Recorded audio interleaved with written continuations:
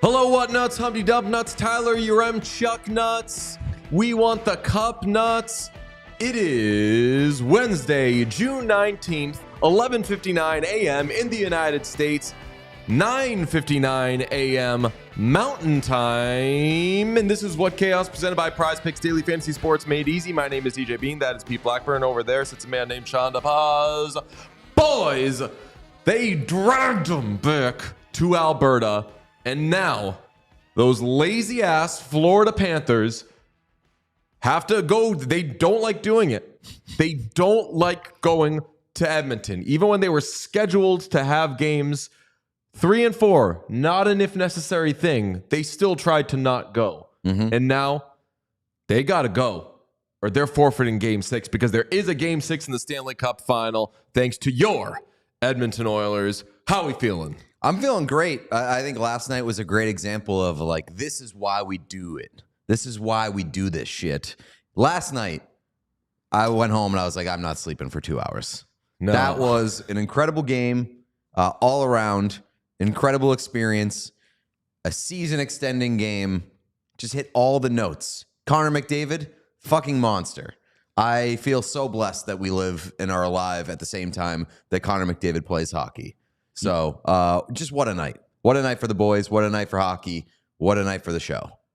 Has anybody thought about and let hit them as it did this morning that we actually are at the end of the season? There are 2 games left no matter what. 1 or 2 games left. We really are at the end. When the Oilers were down 3-0, there's the like, do they get swept, blah, blah. And you're thinking of all that shit. Like, we are at the actual finish line right now. And for it to have one more game back in Edmonton where I cannot even imagine.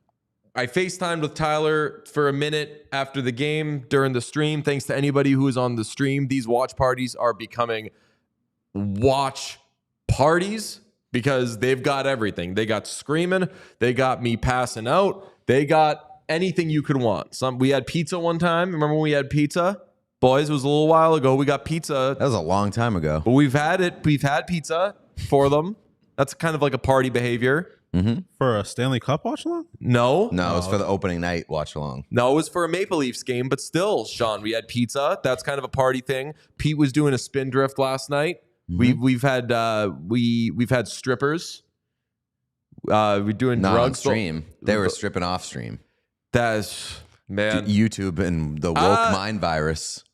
Famously, Sean, I was taking off my clothes last night. Was I not? Because I was showing the size comparison for my various Oilers jerseys. Taking some off, putting some on, yeah. I missed this part. That was when I was in the other room? Yeah. Okay. I was accused very deeply of mothering. Okay. It was nice. a good look top to bottom, everybody was saying. But Oilers take Game 5 by a 5-3 score in what I think is the game of the season just because of where it was and what the stakes were. We saw some crazier lead changes and shit in other games at points this season, but for a gotta have it, gotta force a Game 6 type of affair for Edmonton to go up 3-0, for Connor Brown and that special teams of the Oilers, the PK still merchanting like Natalie.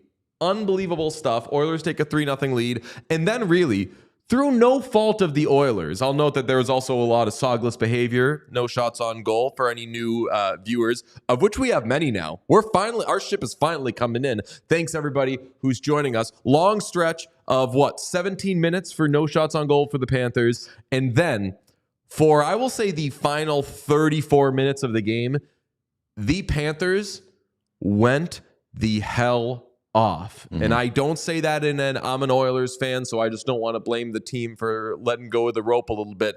Oilers couldn't really leak a drop, with the exception of Connor McDavid doing his one-man band thing to set up that Corey Perry goal.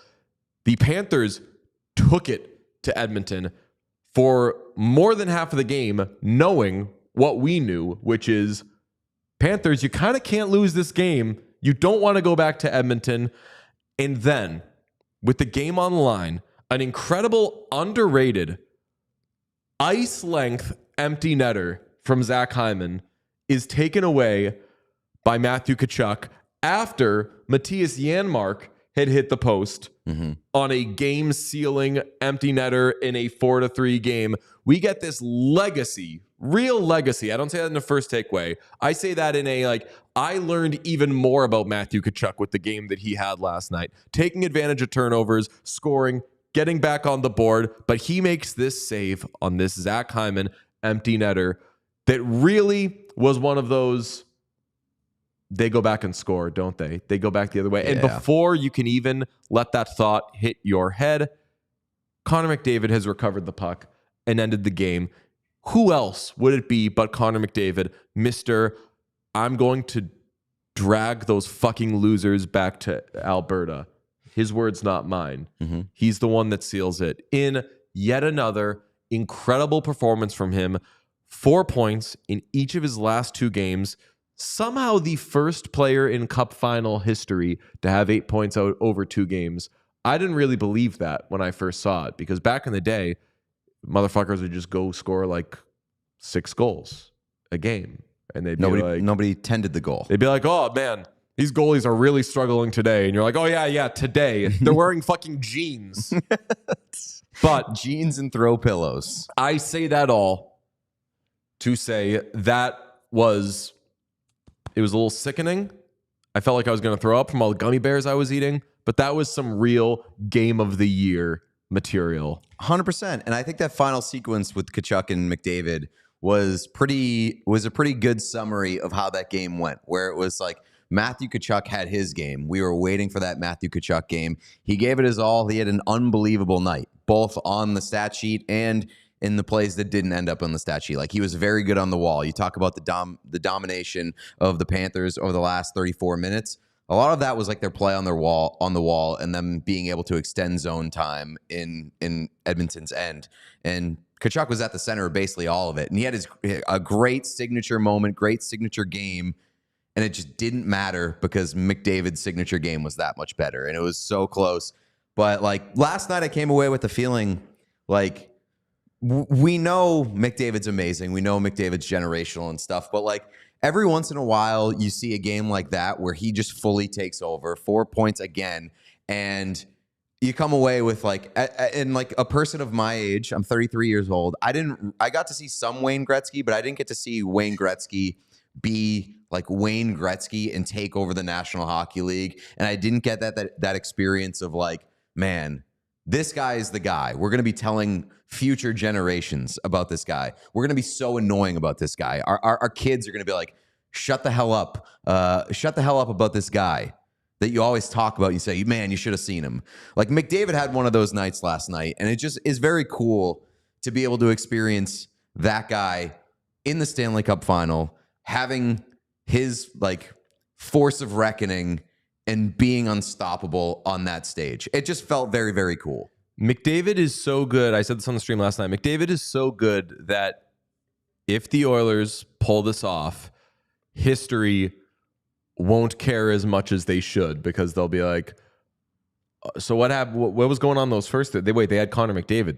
They should have been wiping the floor with those guys. Panthers are such a good team, a team that should be there. They've got to be freaking though. Basically everything we've laid out, saying hey, Florida, don't let this happen. Don't let this happen. The old Kev Millar, don't let us win one kind of thing. Look, you're up 3-0. Losing game 4 is very common. The NBA champions just did it. They got smoked in game 4. And then if you're the better team, you go back home usually because you're the better team. So you have the home field, ice, whatever for game 5, and then you win in 5. But in the case of the Oilers, it was never really that.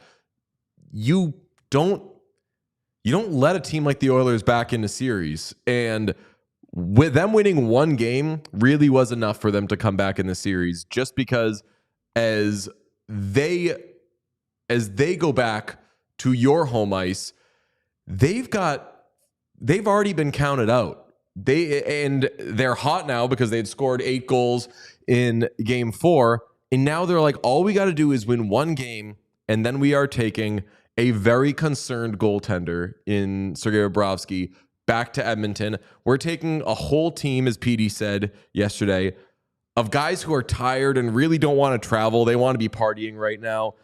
The Panthers have to be in some weird kind of mental state right now, because I'm feeling it as an Oilers fan, the like, oh my God, this is real. This is a series. This is happening. I can't imagine what they're thinking. Yeah, I mean, like I said, I don't know if the seed of doubt was planted after game 4, just because you can flush that game down the toilet. You can say so many teams have fumbled the opportunity to clinch in their first opportunity. I certainly think if the seed wasn't planted, it has now been planted and even watered, and you're going back to Edmonton. And I don't think it's a certainty that the Oilers win in Edmonton, of course, but that crowd, that atmosphere, we've seen what it can do and how it can elevate the Oilers. So if you lose that one, if you're the Panthers, I know you're definitely not trying to think that far ahead, but if you lose that one, you are going down to a 1-game winner take all in which fucking anything can happen. And if the Oilers win that game, they have full momentum. And assuming Connor McDavid has another good night, which there's no reason to not expect him to have another good night in game 6, like, you are going up against the hardest to stop force in the world in the sport. I mean, I would already say the Oilers have full momentum right now.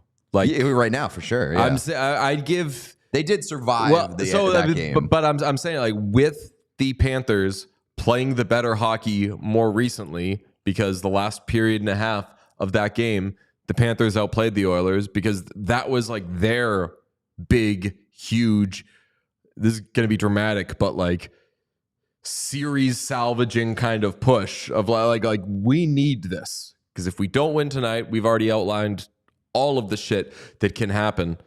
They needed that. They gave their biggest push. And much like in game 1 with the Oilers, where Oilers, clearly the better team, took it to them, just didn't score goals. Game 6 of the Western Conference Final, the Stars gave their best push, 60 minutes. Great game. Didn't fucking matter. It's one of the amazing things about hockey. It's why I think the deserve to win a meter thing gets too unfairly maligned, because part of why we love this sport is you could watch a team that fully understands, I can't lose this game. I need to show up in this moment, and they can show up. They can do their absolute best. They can outplay the other team, and all it fucking takes is weird bounces or whatever. And that's not to discredit the Oilers, because the reason the Panthers had to storm back last night was because they were down 3-0. Oilers took it to them in the beginning of that game. They're still winning the special teams battle pretty handily. What is it now? 4-2? 4-1? Did the Panthers end up getting anything on the power play last night? I can't remember. I don't think so. No, I'm pretty sure it's still 4-1. Because you got a penalty kill goal, you got a shorthanded goal, and you got a power play goal in the in that game. Which second straight game in which you got a goal on the PK and the power play, and it was finally a 5-on-4. Mm-hmm. You got a Zach Hyman goal on the doorstep, which was a pretty lucky Zach Hyman goal. I don't think Zach Hyman. I would still say that Zach Hyman has not been great in this series. No, has not really arrived. Not great, not arrived. That's all fair to say, but it seems like I don't know how I would better want to phrase it. It makes it seem like he hasn't shown up or isn't doing the work or whatever. I would say that he has been more, for much of the series, rendered less effective because pucks just haven't been getting to where he is. And a big part of the Oilers game is pass the puck around, throw something on net that Hyman either like twerks on or tips or something like that, and that just hasn't been able to happen as much. I think the most encouraging thing for the Oilers now, and you could say that this is encouraging for the Panthers too, but they've won a game in which like the Panthers played really well. And like Matthew Tkachuk has arrived in the series. You can no longer say, well, what if Matthew Tkachuk wakes up?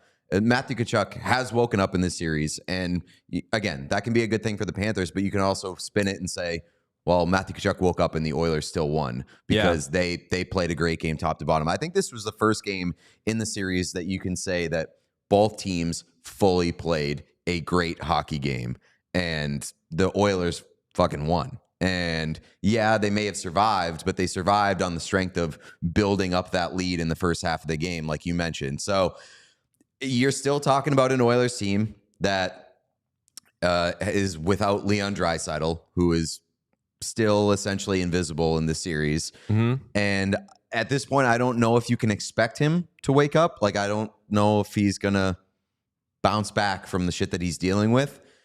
But that's still kind of a gun in your holster. Whether or not it comes out, we'll see. But like, if you're a Panthers fan, you're coming off a game in which both teams played really well and you lost, and the other team has the gun in the holster and you kind of don't. Yeah, it's a good way. Like, what else can the Panthers say? Oh, well, we still can do this. Like, we've had Tarasenko moments. We had Tkachuk show up yesterday. Verhaeghe's been We've had quiet. Bob be Bob. We've had Bob be good Bob, I'll say. We'll talk a lot about goaltenders on today's show. Verhaeghe hasn't been like magical playoff Verhaeghe. Maybe they're saving that for a potential Game 7. But mostly the big things that, like, we were waiting for the Oilers power play to get going. We're waiting for Zach Hyman to get going. Maybe those are one and the same. Definitely waiting for Leon Draisaitl to get going. At this point, I would say my Leon Draisaitl gets going meter is the Stalled lowest out. It's been. No, like really, I would say it's a Zach Hyman 18 right now, and not for lack of trying. I'm just assuming that if he has been as ineffective as he has been, he's got to be in the roughest shape, and it's got to be killing him. But you never know. If there's some like kind of Lord carry him now game out of Leon Draisaitl, then we're not talking about even a Matthew Tkachuk. Obviously, Matthew Tkachuk is, I'd say, as important to the Oilers or to the Panthers, maybe a little more than Leon Draisaitl is to the Oilers. But Leon Draisaitl is like 5 times the player Matthew Tkachuk is. I will say top 10 guys, and especially top 5, which I think Leon's like fringe top 5 guy. Those guys have greater separation, I feel, than the rest of the pack. Sure, yeah. Like the difference between like the 30th best player. You oversold that quite a bit, I think. 5 times the player. 5 times. I thought you said 10 times. What? I thought you said 10 times. I'll 10x. 10x, 10. I think he said 5 times, but I'll do either. I'll stand by it. I I can't lose the argument because if you're like, well, then why? Well, he's hurt. We can't tell. There's no way of knowing. But I mean, the reason that we can kind of assume that Leon is beyond hurt, like dead level hurt, is that we've seen Leon dominate in a postseason in which he basically had one leg, and he was still like the best player in the playoffs. Yeah, he has got to be a corpse. It is funny. Like people have been kind of playing the guessing game on what it could be, and they're just thinking of like, what are the injuries? Because you said like he played on one leg, like he couldn't really walk, but he was still putting up points like crazy. People are trying to think like, what are the injuries that technically you shouldn't be playing through? Maybe he's got one of those. Cut his penis. He cut his. Could be a whole lot of things. But if he gets going, man, they're in big trouble because McDavid is in full flight right now. I want to do we got lots of time to talk about Game 6, which is Friday, and then potentially Game 7 on Monday. We would be in Florida tomorrow because we have all this time. Tomorrow we'll probably talk more about Game 6, but I do want to do an early pressure meter on Game 6 now that the Oilers are past risk of being swept, risk of being gentlemen swept.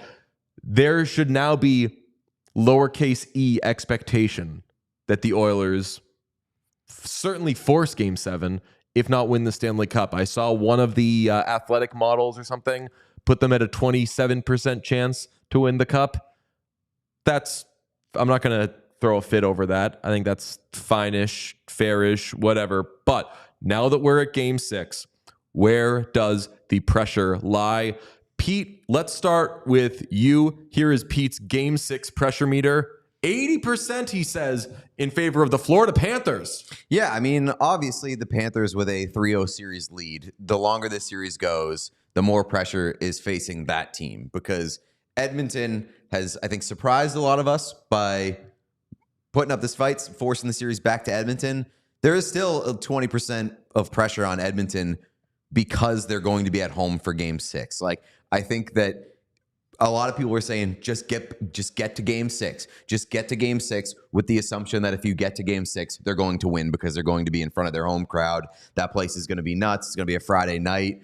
It's going to be a party. There's a little bit of pressure once you get to this point, if you're the Oilers, to make it go the distance. I don't agree with that number, but I completely agree with your assessment of the Oilers in Rogers Place. That we can't say for sure that that atmosphere won't give some sort of like you could play in Florida and trick yourself into it not being the biggest stage, even though it's the biggest stage. That is the biggest big stage vibes. It was like that in Vancouver in 2011, where you were like, you know what, I've seen some places, but this is just the energy and the all caps expectation. You're so right. Just get it to Game 6. If Panthers lose Game 5, then you're taking them to blah blah, drag them to Alberta, etc., etc. If the Oilers were to lose Game 6, the haters would do some, oh, well, isn't that just perfectly Oilers that they were about to get swept? They make a big series of it, and only to lose the one that we would think would be a gimme. This would be such a heartbreak for their own fans. Yes, this is not a gimme, and the Panthers are absolutely the type of team. They did it in Boston, kind of different team, but they did it in Boston last year. Game 7. Walk right in there, go into overtime.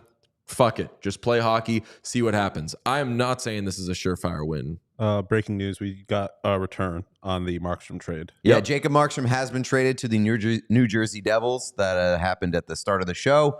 What's the return? 23-year-old defenseman Kevin Ball and a first-round pick in 2025. 2025 first rounder. All right. I like that. Devils need a goaltender. They got a really good one in Jacob Markstrom. I'm going to miss the Jacob Markstrom trade discourse. And on this trade, Luke sent a super chat. Okay. What do we got? It says, are the Flames trying to turn Kevin Ball into another Nikita Zadorov with this trade? I don't know.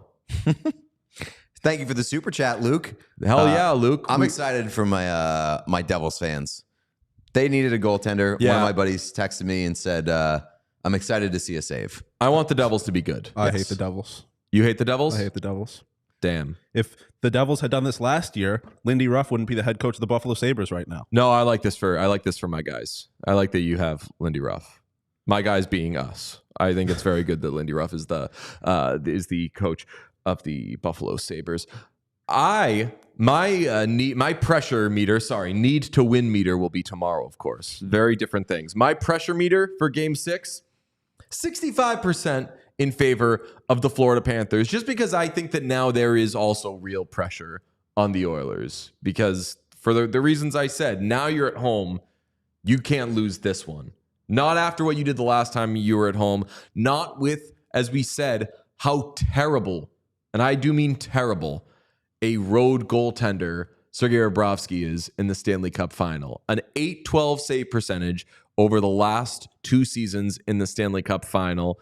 And that on the road, there's a real big sample size there. There's 5 games. We've got numbers that we're going to crunch on these 2 goaltenders that suggest the trends are strongly pointing in Edmonton's favor for Game 6. We'll get to that a little bit later, but man, the Bob discourse has been interesting because I definitely don't think that was Bob's fault in Game 5.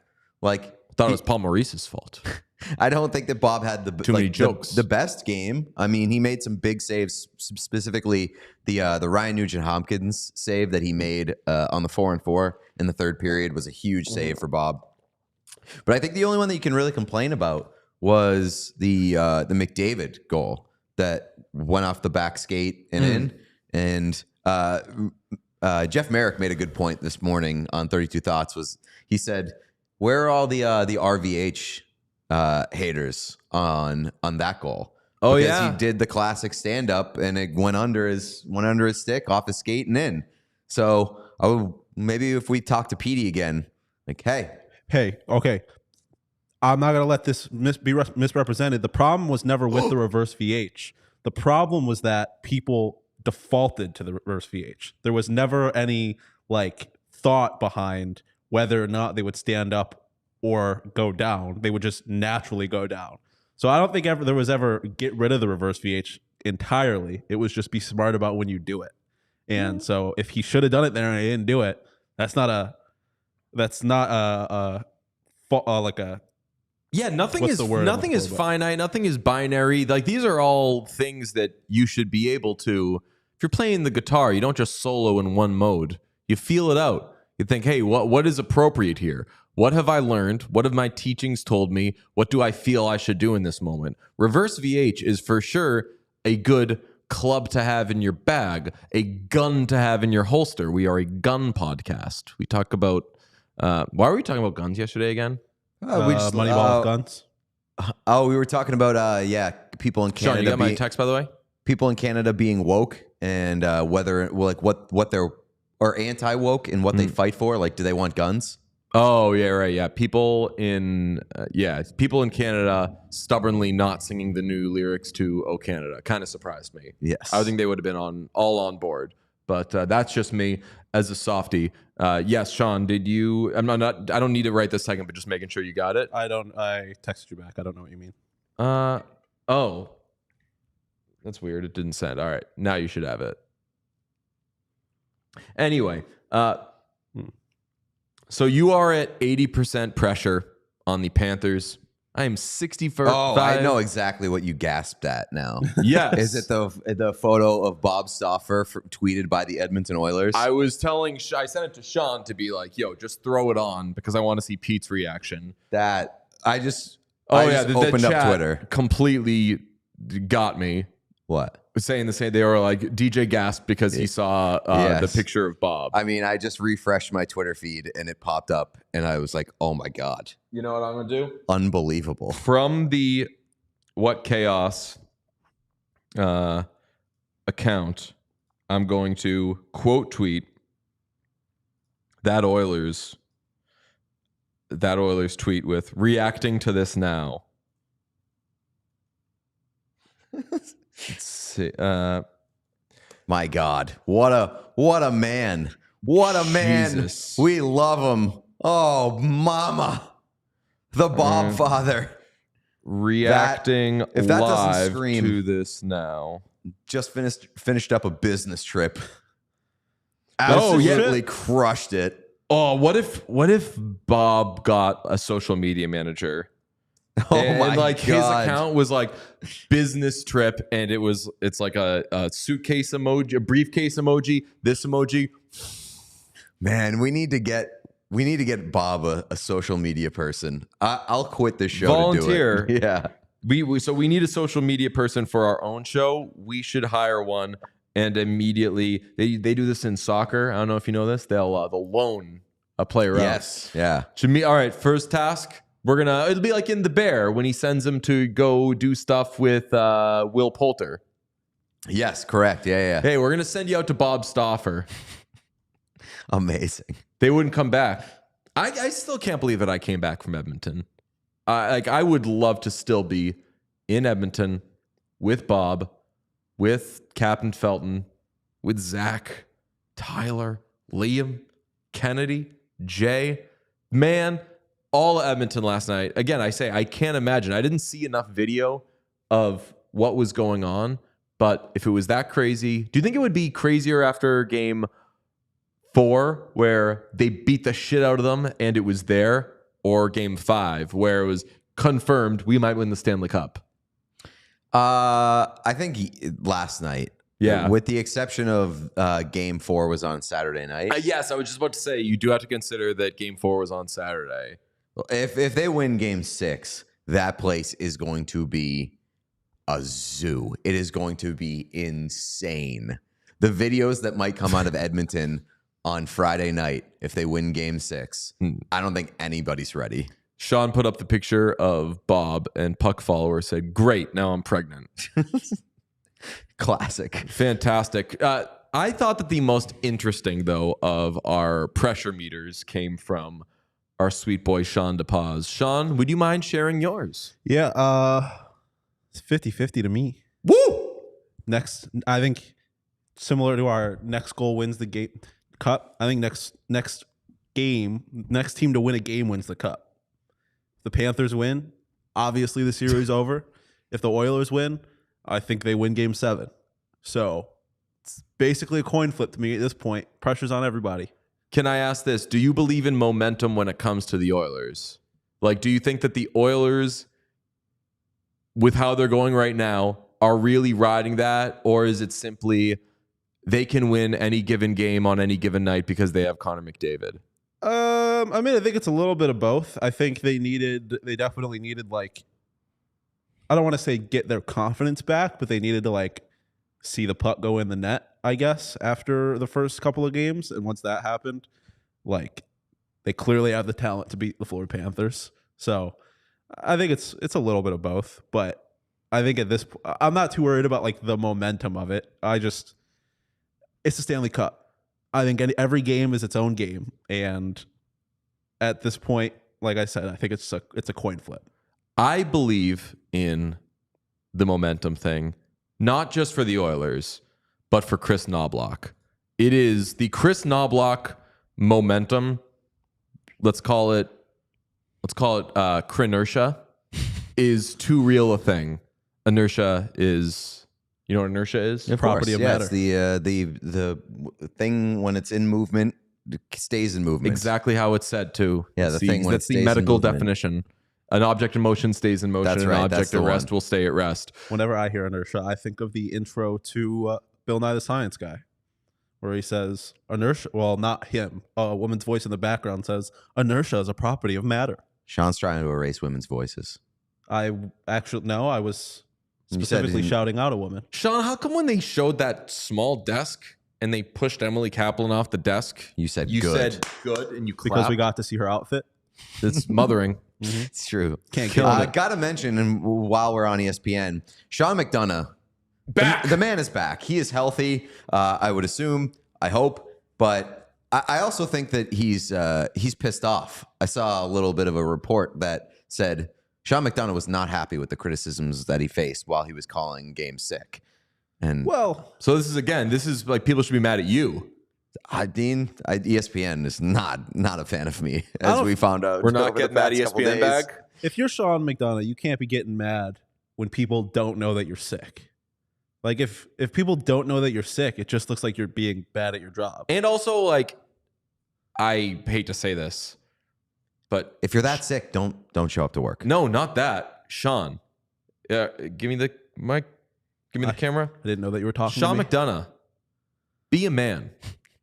And being a man is fucking crying about it when you're sick. That's what men do. When they are sick, they are the biggest babies in the world. So be a man. And when you're sick, complain about it the whole time.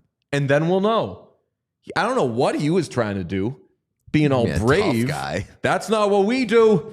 That's not what real men do. Real men fucking cry when they are sick. And you, my friend, granted, I didn't hear any of this. I was at the game. Yeah, I'm just going off of you, and I just am siding with you strongly. he was bad. I'm the dog that sees the owner mad, bad. and I'm just like, I'm fucking mad too. Listen, congrats that you showed up to work while sick and you fought through it.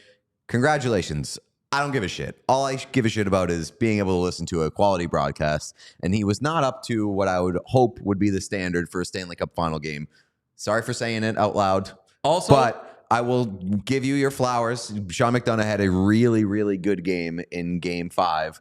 Called a great game. A couple very, very juicy calls, I will say. And also, I the preferred boys on the Ferraro. desk. Yeah. The boys on the desk looked incredible last night. PK in the mint suit. Mark Messier with the, I don't know if you want to call it like Pinkish, lavender, purplish, yeah. pinkish type suit. And then Steve Levy with the classic blue. They were the Powder Puff Girls. They nailed it. Question from the chat. McDonough was sick, not vaxxed, question mark. We had a lot of vax talk on the stream last night, which the stream was so fun. Also, I'm told that our current stream for this show is doing well. So let's do an emergency mid-show early like spike, because we just got to capitalize. And if you're watching for the first time, of course, subscribe. We would love you so much for it. The whole ESPN product last night, really good. Loved the call from Sean McDonough. Ray Ferraro, his teeth were as sharp as ever. That fucking guy, he's always coming for someone. ESPN loves saying that Evan Bouchard sucks defensively. I don't like hearing them say it. Evan Bouchard is not good defensively, but it seems a little it seems like they just got out of an argument with someone who insisted Evan Bouchard was good defensively when none of us think Evan Bouchard is good defensively. They'll be like, see, right there. He was other defensemen aren't doing that. I'm like, yeah, well, other defensemen don't have like 900 points in 3 games. They were throwing around some strong verbiage during that broadcast. They were like, I heard the word like awful, horrendous. Like Sean McDonough said that the Panthers were annihilated in Game 4, which correct, but some strong terms of word choice. So shout out to the ESPN boys. They bounced back. Emily Kaplan looked great again. Great job. They might want to get her a box to stand on, as Sean pointed out. They realized that the framing of the interview in the intermission was really rough, and then they cut her out. It was very awkward. I'm not ruling out Evan Bouchard just being fucking tall, man. She could have had a box. Emily's Then get small. a bigger box. What's that? Then get a bigger box. Are you familiar with the game Jenga, Sean? She could fall. Also, by That's the way, what happens when there's multiple boxes, though. You only need one big box. I'm loving this trade for the Devils. Yeah? It's a 2025 first-round pick, which is top 10 protected. Kevin Ball and Calgary retain 30%, which knocks Markstrom's AAV down to $4 million. Damn. Jacob Very says, good trade for the Devils. Bouch Hate is it. not horrible defensively. We're splitting hairs. I not love good. Evan Bouchard. He's not a good defensive player. That's not what he's there for. Exactly right. He's there to play with an adult, and he does things that nobody else can do. I more agree with Dackey's assessment, which was Bouchard was really bad at times in Game 5, but he's still our special little guy. Exactly. Yeah. That's like when people are fucking mad at Pete on, like when ESPN's mad at Pete. I'm like, he probably did whatever you're saying he did, but Don't get mad at me. he's for our saying it special out guy. loud. Yeah. He's our special guy. We got another super chat from the love of your life. YouTube is censoring my amazing pun. I will send. I'm going to blindly say I can see YouTube's point. I don't know what the pun was going to be, but if the love of your life was coming with it was another one of those. what's that? She Chris on my knob till I lock all over her. Oh my God. To those who are new, our lovely participant, the love of your life, is very big into she blank on my blank. And I got to tell you, the love of your life, if you're using knob when you do that, it is going to, like, they're gonna ding you every fucking time. The love of your life's jokes are polarizing. And No. That's you're the other one. what? Okay. Unless you're working polarizing into a Manscaped, No. which there should be no polarization there. Nobody's polarized on that. I Taking mean, care people of are polarized on cutting your penis, maybe sometimes. A lot of people are pro. Were you? A lot of people are pro cutting your penis. I think that we're undecided on this podcast as to whether we're pro or anti cutting your penis. But I do think that the folks at Manscaped are anti, which is why they create incredible grooming tools that will not cut your penis. So it's my pleasure to announce that smooth sack summer is officially upon us. And when you're playing in the summer sun, you want to make sure that you don't have blood trickling down your leg after you've cut your penis. That would suck. That would really suck. In all It'd be very seriousness, embarrassing for you. If that is happening, Go to a doctor. fly to the emergency room. Do you know how much blood there? Like that's where that's where the blood go. You can nick your sack though. Who would know better than me? Yeah, I Not know. with Manscaped. Does the blood really, really flow? I'm saying like if you say it's rushing down your leg and you're talking about the place where all of the blood in your body is, you gotta, especially if you have like hemophilia or something like that. Well, yeah. Watch. Run, don't walk. Well, That's right. why are we spending so much time talking about blood? Yeah, maybe not. You don't want It's any not blood. a part of the equation You when we're don't want talking any about blood, Manscaped. which is why you want Manscaped, because it won't. No blood. In my experience, I love Manscaped. Love their products. Never seen any blood while using it. Also, when you're playing in the summer sun, you want to make sure you're groomed from your pubes to your bum. That's why our friends at Manscaped, that you can have your smoothest season yet. The Performance Package 5.0 Ultra is the ultimate bundle to keep your boys downstairs cool while looking hot. 10 million men worldwide trust Manscaped to not see TP. And with our exclusive offer, you can get 20% off and free shipping when you go to manscaped.com and use code WhatChaos. Summertime and the trimming's easy.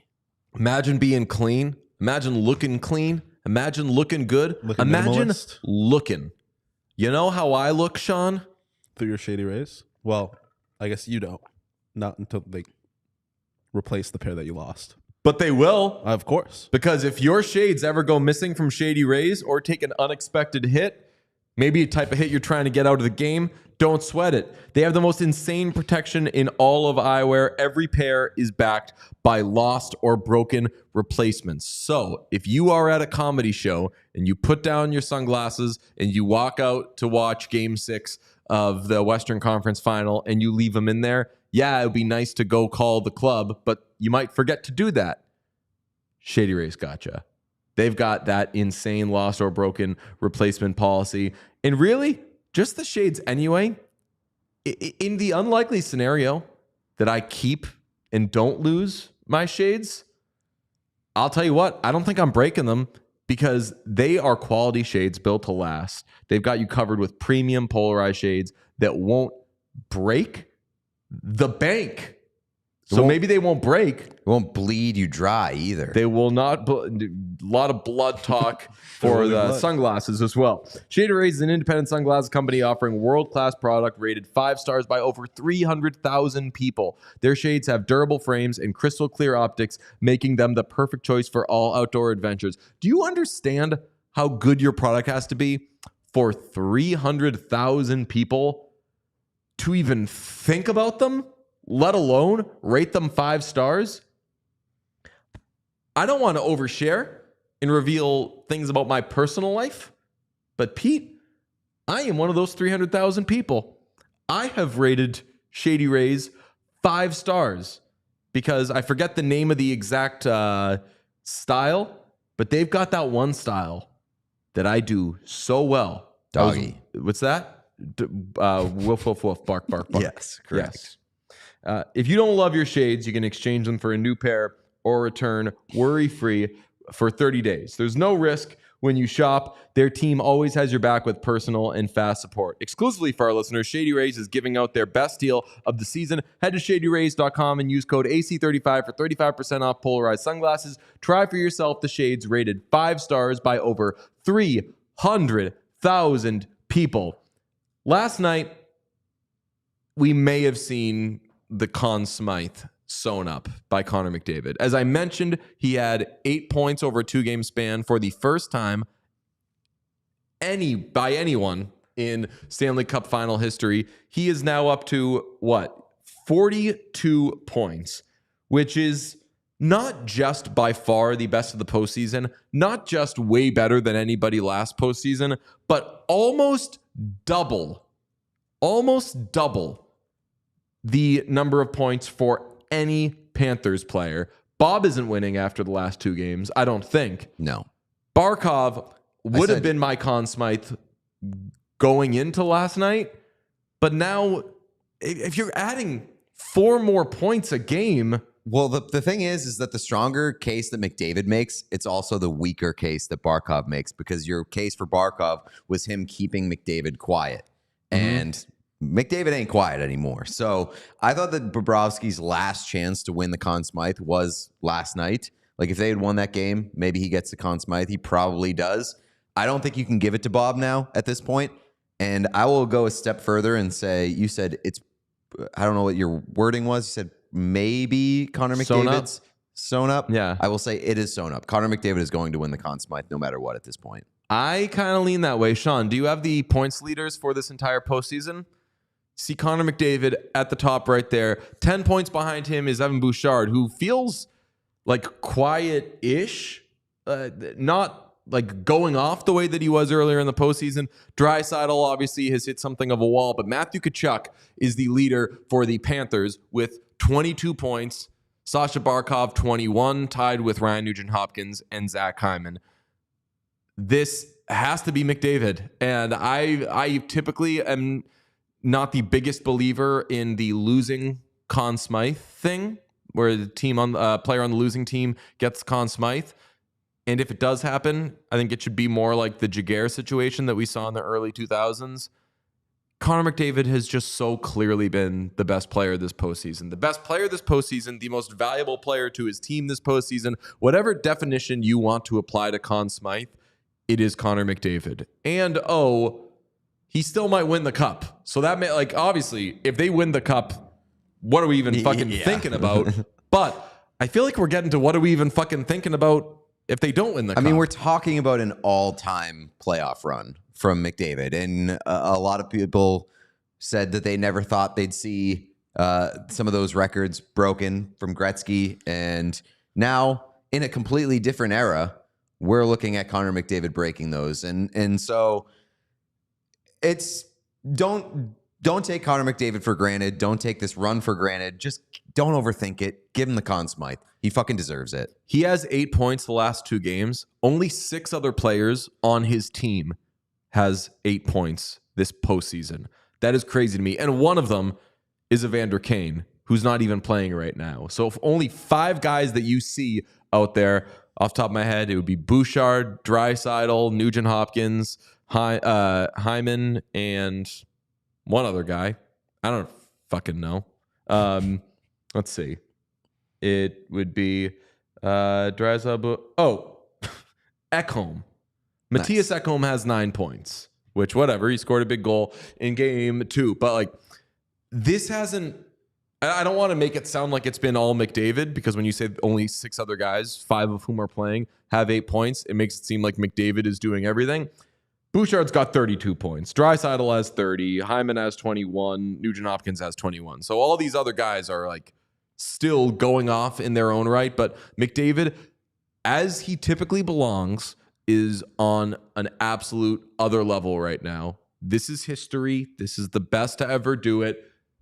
He gets it no matter what I say. Yeah, that's where I'm at. You want to talk about the goalies? I do want to talk about the goalies, because yesterday we discussed at length, and we'll do it again tomorrow as we talk about Game 6, but we spoke about how bad a road Stanley Cup Final goalie Sergei Bobrovsky is. I mean, look at that. .812 save percentage as he heads back to Edmonton. Not great. In this round, Sergei Bobrovsky has been, we'll say, the second of 3 best goaltenders. Do we even care about Matthew Tkachuk? What's that? Matthew Tkachuk actually would go, so he'd be 3rd. Yeah, you said second of 3. There's been 3 goalies this postseason. Oh, that's true. Yeah. That is true. But I don't want to slag. Why can't I think of his name? Solars. Yeah. Whatever. He got handed a horrible situation. Got to go in there and just fucking weather the storm. But Stu Skinner, better than Sergei Bobrovsky this round? The numbers say yes. No, I don't think so. I'd say it's a non-story. Like Bobrovsky really unequivocally stole a game in Game 1. Maybe you could say Stu Skinner came close to stealing that game yesterday, but I wouldn't say that because Edmonton built the lead. Like, Yeah. I think Bobrovsky's the only guy that has truly, truly stolen a game in this series. You could say that he had the massive impact late in Game 3 with the big save on McLeod, but I think it is goaltending has become a non-story. Whereas before it was Bobrovsky was kind of really, really powering the Panthers. Oh, I big disagree. It's not that it's become a non-story. I'd say that maybe Stu Skinner hasn't become a bad story. Goaltending is a big story right now. Well, it's I like think a wash of me. Because Sergei Bobrovsky now in back-to-back games has allowed 4 goals. And if you go back to the third period of Game 3, where yes, he ended up making a big save on Ryan McLeod. Outside of that, he let in 2 goals that third period. So, like, the Oilers have been able to break through against Sergei Bobrovsky big time, going on 7 periods now. And now he's going back to Edmonton, where, as we noted, he fucking sucks on the road in the Stanley Cup Final. So, goaltending, I think I know what you meant. I don't want to put words in your mouth. Like, I think I know what you meant by goaltending hasn't been a story, but right now, there is definitely a big story around Sergei Bobrovsky of have the Oilers gotten to him in their minds? I say yes. Bigger question is, have the Oilers gotten to him in his mind? There is precedent there. Once you break through a little bit against Sergei Bobrovsky, he doesn't become a puddle, but when you make him human, historically speaking, he remains human. Yeah, I just don't know how much blame I'm putting at the feet of Bob. He's definitely appeared mortal, which he wasn't in the first 3 games for the most part of the series, and that's a very good sign for Edmonton. But like, 1 goal I think you can say was his fault in Game 5. Game 4, he wasn't great, but neither was the team in front of him. They gave up a million rush opportunities. So I don't know how much blame I'm putting at the feet of Bob, but I think the really interesting thing here is the trends that we've seen beyond just this series. Stu Skinner becomes a better goalie as a series goes along, and Sergei Bobrovsky, the opposite is true. You see the numbers on the screen right here. Pretty staggering. Stu Skinner in games 1 through 3 of series during this postseason is 4-8 with an .879 save percentage. But in games 4 through 7, he's 9-0 with a .938 save percentage. The guy becomes a monster as these series carry on. And I don't know if it's just something that's like in his DNA where he's a gamer, he locks it in, or it's just like kind of figuring out the book on these teams, or maybe just getting some confidence behind him. He becomes a difference maker as a series gets deeper. And I thought he was great in Game 5 last night. That should be worrisome if you're a Florida Panthers fan, especially when you look at, on the other side, Sergei Bobrovsky in games 1 through 3 this postseason, 9-3 with a .915 save percentage. Games 4 through 7, he is 6-4, sub .900, .894 save percentage. The splits there are pretty staggering. Outstanding work by you. It's a great thought. It's a great observation. And the numbers tell the exact story that you see when you watch these two players, especially in the case of Skinner.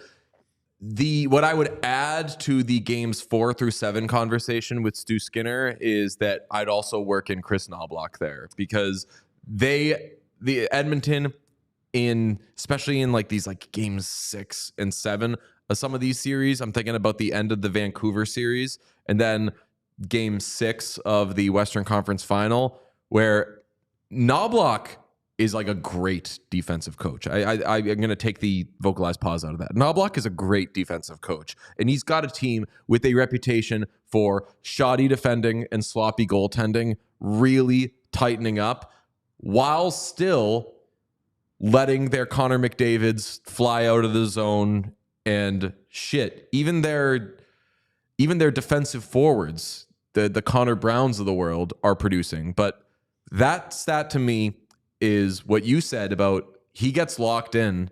And for somebody whose mental state is so often a topic of conversation. I think that whether is it the Lakers guy that the Oilers hired? I don't know. The Oilers hired Shaq? like a historic or like a legendary sports psychologist who I want to say worked with. I could be getting this wrong. Chat will be able to tell me. Like George Mumford worked with Jordan and Kobe. Yeah, it's right. Worked with Jordan and Kobe. I knew Kobe. So, Brad Marchand talks about this like, yo, like if you could see a sports psychologist, do it. It'd be fucking crazy not to. You get your mind right when you're playing, especially when you're in big moments. Stu Skinner, we're always talking about if he lets in one, is it going to turn into 5? And if he gets beaten cleanly once, is he just basically toast for the rest of the game? We can tell, and I've been watching these games with you two, and we've like said it in real time. We've been like, okay, Stu's good. Yeah. Like Stu's got the stuff. He knows where he needs to be, and there's always going to be a moment where he either leaves the net vacant or he's a little too casual with how he's playing the puck or something. He's never going to be perfect because goaltenders are not perfect, but you can typically tell, and it's usually later in these series when he's got his wits about him and he's sharp and he's like, you know what? No one can be on this level that 97 is, but shit, if I can hover at this level and just stay there, I give these guys a chance, and it does help that the team plays very well in front of him defensively. He's a bag boy. He is a bag boy. He sits in that hot water, and what do you know? Games 4 through 7, plenty of flavor there. Sometimes he gets his team in hot water. Yeah. Games 1 through 3, and they say, you know what? Why don't you? What are those little trays called? That's like it looks like a big fat spoon where you put down the tea bag. You know what I'm talking about? No. You guys don't know shit about tea. I drink tea often. I just throw the bag away. So do I, but then it drips when you're walking over to the trash. You guys, take you them don't out know to shit the about trash, tea. You should be and doing loose leaf tea. You think I haven't done loose leaf tea before? I know you have, but What do you know about loose leaf? I haven't done it in paper? a while, but I've done it. loose leaf tea. Wow. It just goes to a different school. That's right. My tea is in Canada. Man, yeah, it doesn't bode well. It doesn't portend well for the Panthers, though, and that's where I say goaltending is a conversation, because whatever Bob conversations are being had today, I think are probably valid as long as people aren't getting too extreme. But how can you even get too extreme when he is allowing goals? Like, I don't think he's playing poorly, but like they've gotten to him. They can beat him when they're on. I don't know. Like if there's a 2-on-1, I'm not like, fuck, he's gonna stop this the way that in game 1 I was like, well, I guess nothing's going in. Mm-hmm. You could beat him, and I don't want to say like they're also just doing so much. They're doing so much better of a job of getting to the Panthers than they are at getting to Bob. I feel like, just because in those early games you just didn't have a lot of traffic in front of the net. You didn't really create much chaos. Like, you weren't getting those type of deflection goals that you get Bouchard off Hyman's leg. Like, those are the kind of ones that you're like, well, Bob didn't really stand a chance there. That's what I was going to kind of ask. How much of this, both on the Stu and the Bob side, do you think, specifically with the Stu side, is just like the Oilers in general getting better as series go along? But I wouldn't say that, like, at least defensively. they play better as a team, but they're still giving up. Well, the yeah, I mean, like same last quality night, third period opportunities. last night. I think, like, with the exception of Game 6 against Dallas, like, it's not like Edmonton is just fucking locking that ass down. I mean, there have been 2 games where, by the numbers, the Oilers have dominated. Game 1 and Game 3. Other than that, I mean, obviously, Game 4 they fucking killed them, but the scoring chances get a little out of whack when you win by that much, just because the game is over and one team is desperately just what'd you say? Score effects. What's that? Score effects is how a game like changes and skews the numbers based off of the scoreboard. Right, because the situation is just completely different. Yes. Interesting. Yeah, but I'd say, yeah, like the first half of last night's game, you're like, damn, all right, Oilers, go off. But all right, well, we've got plenty more that we can do on this series, and we will discuss Game 6 tomorrow. That's when we'll start to get heavy into the preview. We'll be able to bring some people in as well. Today was a big travel day for people. We talked about the Markstrom trade. Love that for the Devils. How about Philip Hronek re-upping in Vancouver on an 8-year deal that pays him $7.2 million a year? I wouldn't do it. I think Philip Hronek is a good player. I think I don't know. I would kind of put him in the 4 to 5 range in terms of your defenseman, maybe 3 to 5 range. But he had a great year. I'll rephrase that. He had a great first half playing with Quinn Hughes. Had a good year playing with Quinn Hughes. You've seen that pairing can work and be very effective. But how much are you paying Philip Hronek over the course of 8 years because you saw one good year of him playing beside one of the best defensemen in the NHL? Yeah, it just depends on how you're using him. And if he's anchoring your second pairing, which that's what we don't know. Maybe he can do, but we don't know, then $7.2 million could end up looking fine. If not, who knows? A bargain. But my live reaction last night was like, Alan Walsh, my king, negotiate one thing for me, please. Yeah. I'll be the richest man in the world. It's just like I like sticking with something that you know works, but I don't think you have to overpay to do that. You know what I'm saying? Like, yeah. Especially when you have a guy like Quinn Hughes, who is one of the best defensemen in the entire NHL. Like, you don't have to overpay to keep a guy on his pairing that works. Right. He's such a good defenseman that you should be able to kind of stick whomever with him. Get somewhat, not stick whomever, but get like a market value kind of player beside him and get good results. I really do think where this contract is going to reveal itself is whether or not Hronek can carry his own pair. Right. How much do you factor taxes into stuff like this? Canada. When a guy, like, particularly, in Canada, and a guy that's like... And the rising cap. Yeah, rising cap. And a guy that, like... Because if it's a guy like McDavid or something like that, like, he's just going to get a lot of money regardless. But when it's kind of like a borderline guy and he could go potentially somewhere that doesn't have the same amount of taxes, like, do you think that ends up forcing GMs to pay guys like this a little more than they might be worth? Maybe. I mean, it certainly helps the teams that don't have income tax to shell out deals and be like, well, you're not going to have to pay taxes on this shit, so come here. Yeah. I think that definitely helps. It may work in the other direction too for a team like Vancouver. Yeah. But interestingly, I guess Canada hasn't won many cups recently, but neither has Florida or Texas, so... I have another thought on this, but Pete, hit him with a like spike real quick. Yeah, please hit the thumbs up right below the video player. We would also appreciate it if you subscribe to the YouTube channel. Helps our visibility, helps gets our stuff out there. DJ had an incredible travel vlog to Edmonton for games 3 and 4. So if you haven't checked those out, please do it. It's a tremendously entertaining video. I'm a huge fan. Thank you. You did a great job editing that and putting it together.